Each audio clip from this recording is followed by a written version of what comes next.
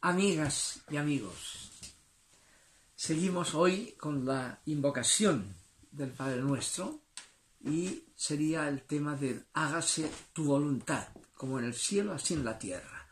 Un tema que cuadra muy bien con la fiesta de la Navidad, que justo coincide hoy también. Esa voluntad de Dios, hágase tu voluntad, coincide, como ya hemos ido viendo, con el acto eterno divino. Es la voluntad de Dios del cielo, del Padre del cielo. Es la única voluntad, un acto eterno, único, ¿no? Invariable. Por tanto, es una voluntad sin arrepentirse nunca de su decisión eterna.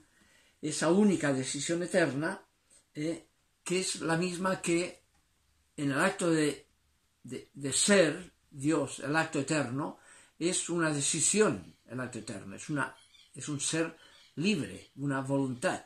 Y esa única voluntad de ser, ya vimos que era relacional, es en sí mismo ser decidiendo en alteridad, Padre del Hijo, Hijo del Padre. Ese es su único espíritu eterno, ¿ya?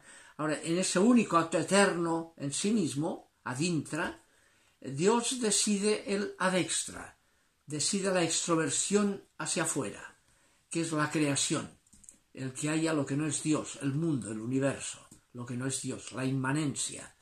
Esa trascendencia funda fuera de sí, ad extra, la inmanencia.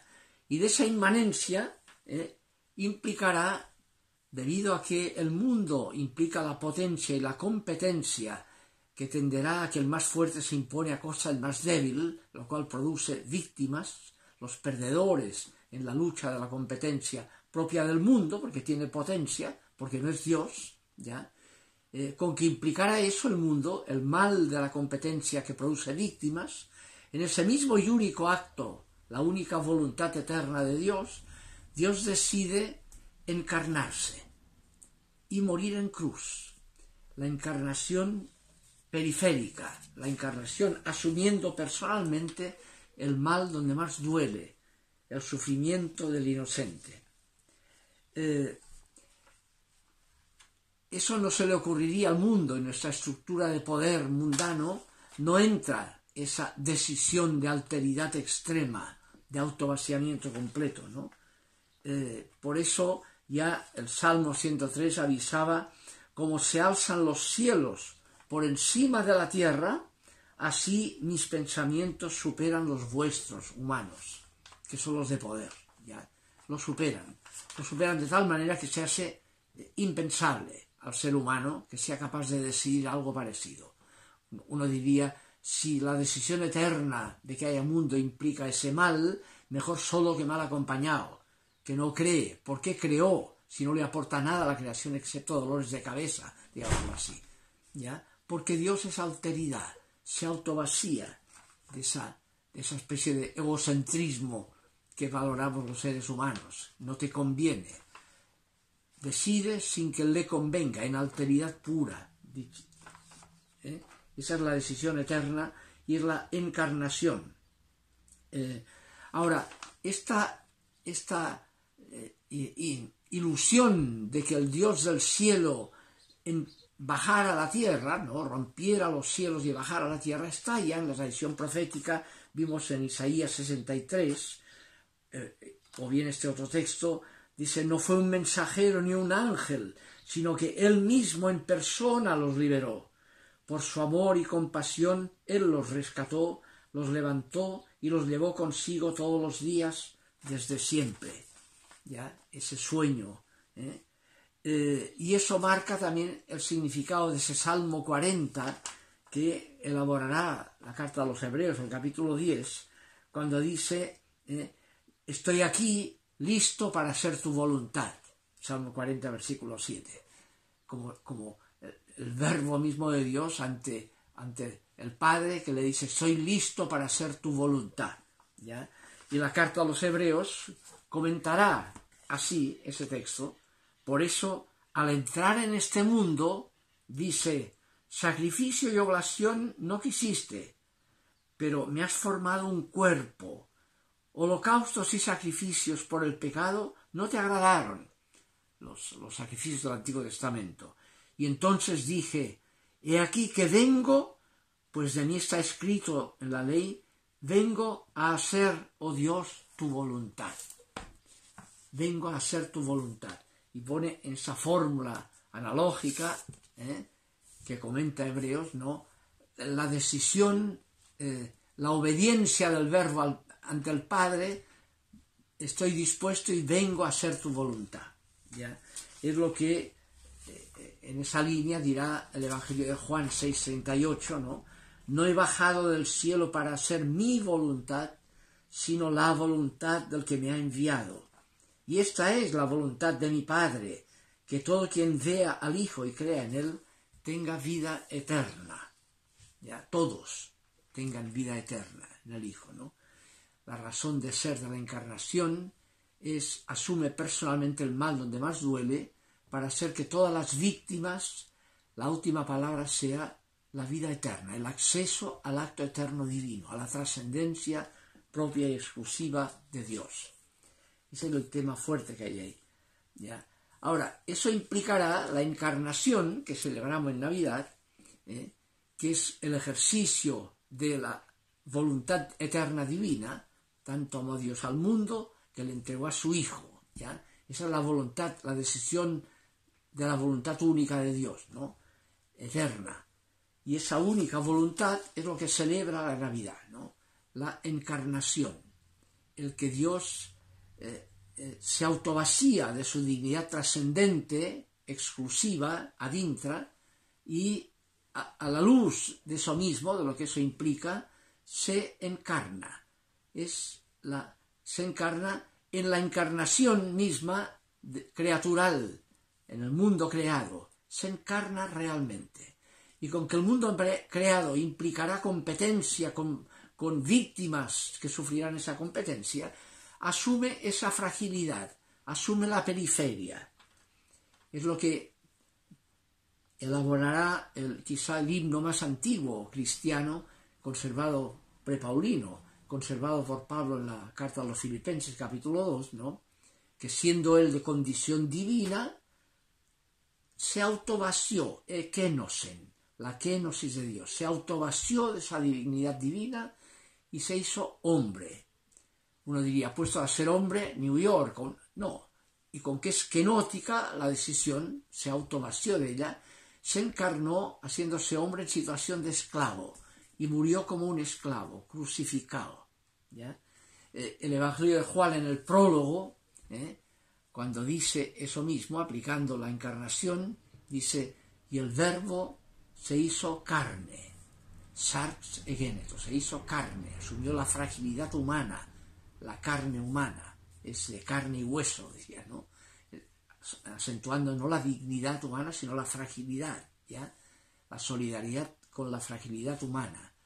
Se hizo carne, y entonces pone esa expresión, y puso su tienda entre nosotros, que el verbo griego usa un término que solo sale ahí en todo el Evangelio.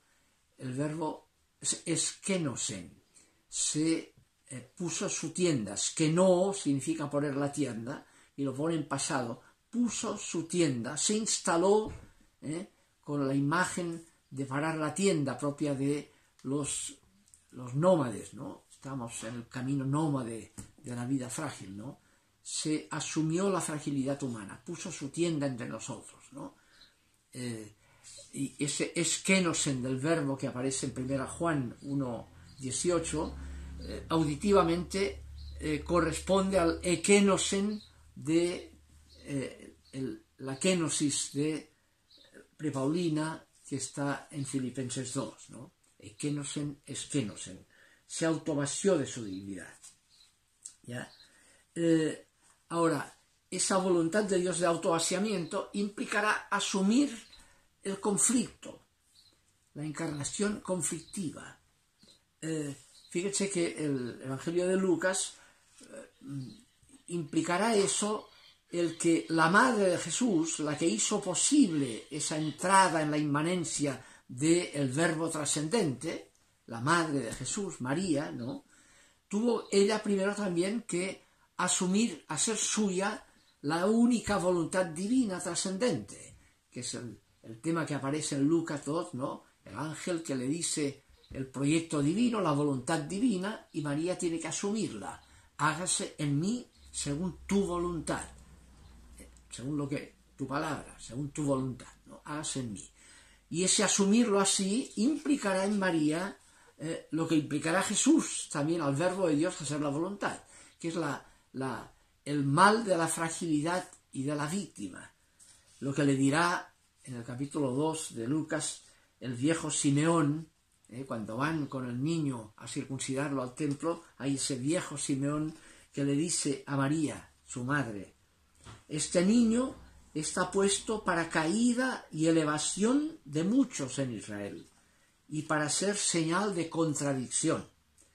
Y a ti misma, le dice, una espada te atravesará el alma. Lucas 2, ¿no? A ti misma una espada te atravesará el alma. ¿Ya? Ese signo de contradicción del reino de Dios, que es la contradicción que implicará el rechazo del puritanismo, de un Dios lejano y castigador de los pequeños ignorantes de la Torá. Y entonces viene Jesús y ya Dios se ha acercado a toda la gente de la calle, y eso marcará el conflicto, ¿no? El conflicto, la contradicción. Y entonces se explican aquellos textos de los que hemos hablado ya, Mateo 10, ¿no? Yo no he venido a traer la paz a la tierra, en esa línea, sino la espada, como la espada de su madre que le dice Simeón, ¿no? Y a dividir a la familia, a poner al padre contra el hijo, a la hija contra... A eso he venido, ¿ya? O sea, no a hacerme funcional a una paz, funcional a narcisismos, al bienestar narcisista, sin conflicto, sino a poner el conflicto para superar el narcisismo, para llamar a la extroversión. Dios se extrovierte, se autovacía de su dignidad y pone su tienda en el margen, ¿no?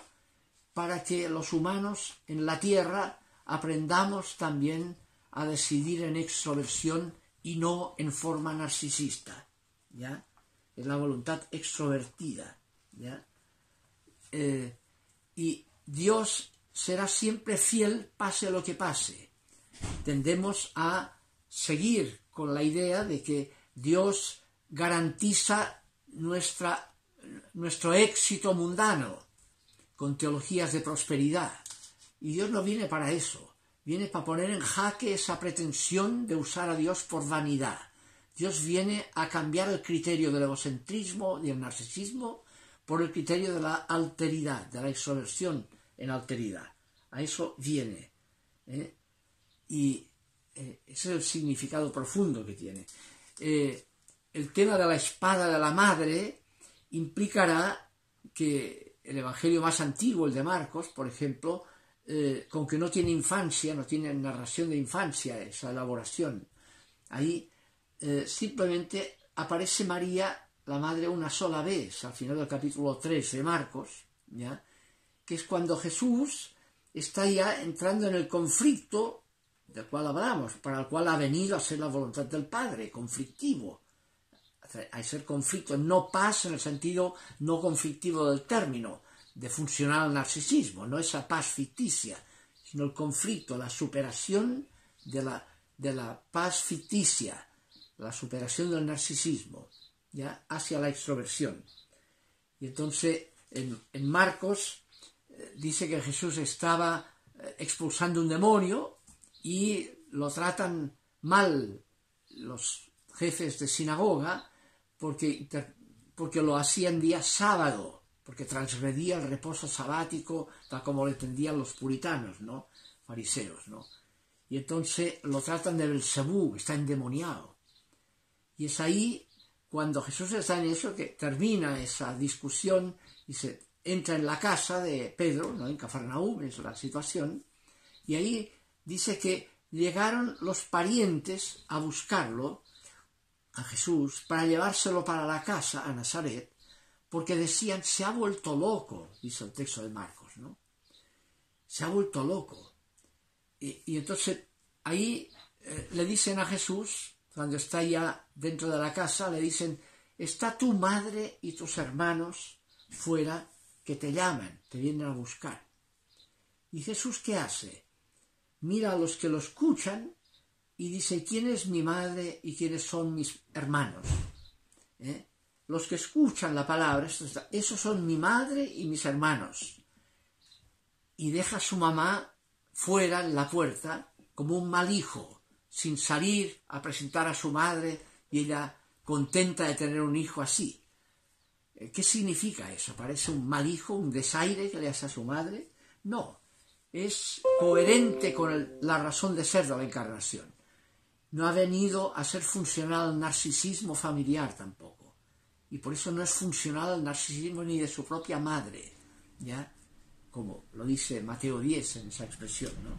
Y así se produce la realidad de lo que significa la encarnación. Una Navidad, que estamos en Navidades llenos de colorido, con mucha situación casera en la casa, ¿ya? Pero no quita que la Navidad siempre, eso es un momento para gozar la intimidad familiar, pero esa intimidad familiar implica también la educación con vistas a la extroversión. La educación con vistas a descubrir que lo que vale en la vida no es el narcisismo, sino la alteridad, el desprendimiento hacia afuera.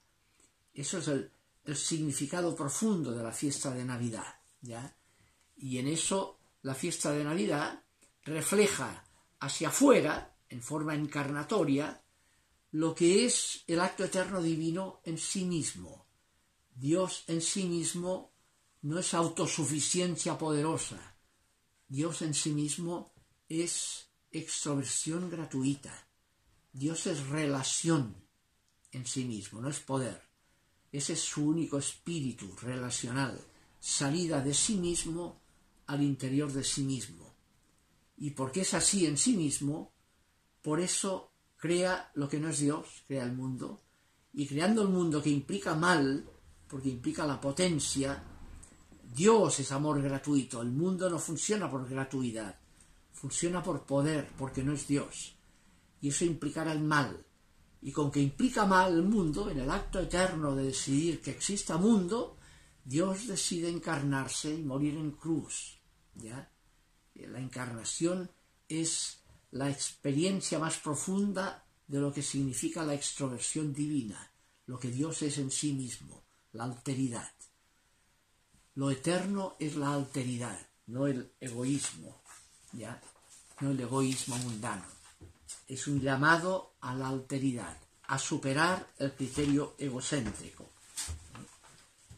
Bien, seguiremos el próximo día, ya vendrá el año nuevo, entonces partiremos con la segunda parte del Padre Nuestro, que es el pan nuestro de cada día. Que tengan una feliz Navidad.